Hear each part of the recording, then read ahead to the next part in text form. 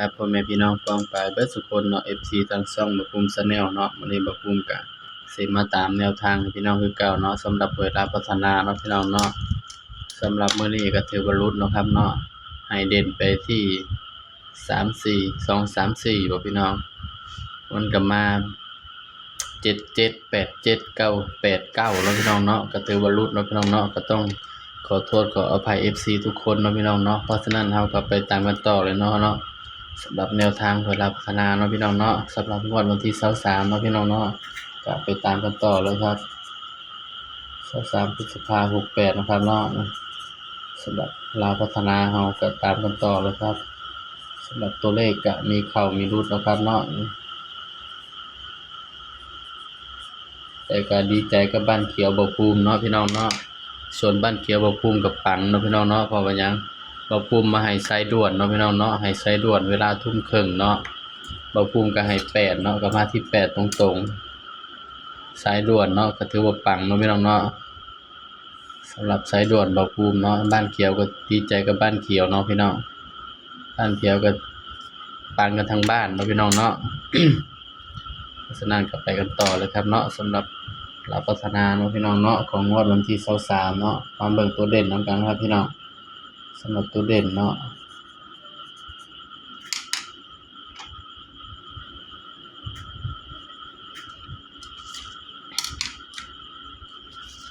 มาเบิ่งตัวเด่นนำกันครับ77 87 89 14 22 29 37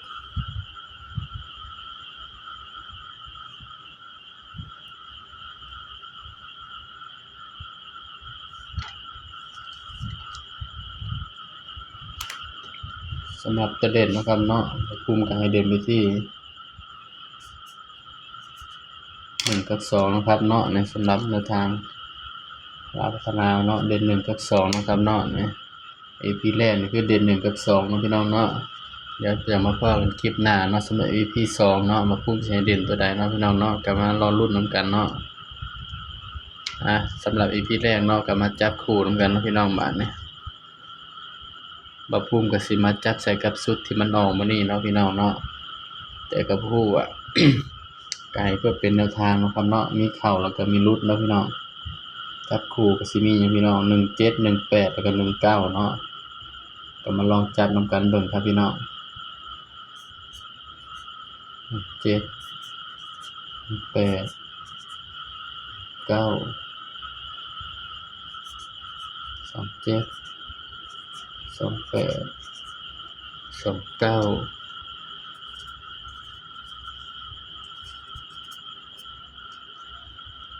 นี่เนาะพี่น้องเนาะสำหรับ EP แรกเนาะสำหรับ EP 2เนาะเดี๋ยวพ่อภูมิจะสิมาให้ในคลิปหน้าเนาะพี่น้องเนาะสำหรับคลิปนี้ก็เอา EP แรกไปก่อนเนาะพี่น้องเนาะสำหรับตัวเด่นเนาะก็อาจสิมักไปที่2เนาะพี่น้องเนาะพ่อภูมิมักไปที่2พี่น้องนี่สำหรับตัวเด่นเนาะสำหรับแนวทางลาวพัฒนาเนาะพี่น้องถ้าเพิ่มมาอีกคู่หนึ่งบ่เพิ่มก็สิเพิ่มให้แต่ว่าให้ก็ให้กับสุดที่มันออกมานี่เลยเนาะพี่น้อง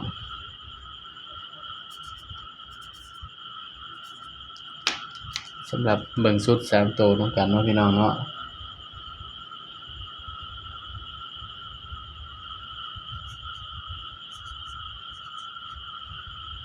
สุด3ตัวก็คือ7 4 5เนาะพี่น้อง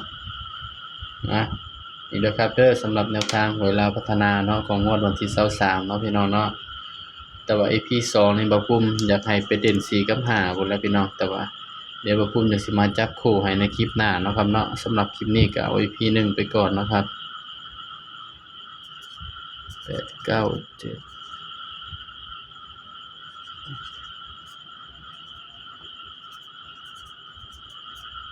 สำหรับ EP 2เนาะพี่น้องเนาะเดี๋ยวบ่ภูมิจะสิมาให้ในคลิปหน้าเนาะครับเนาะก็เอา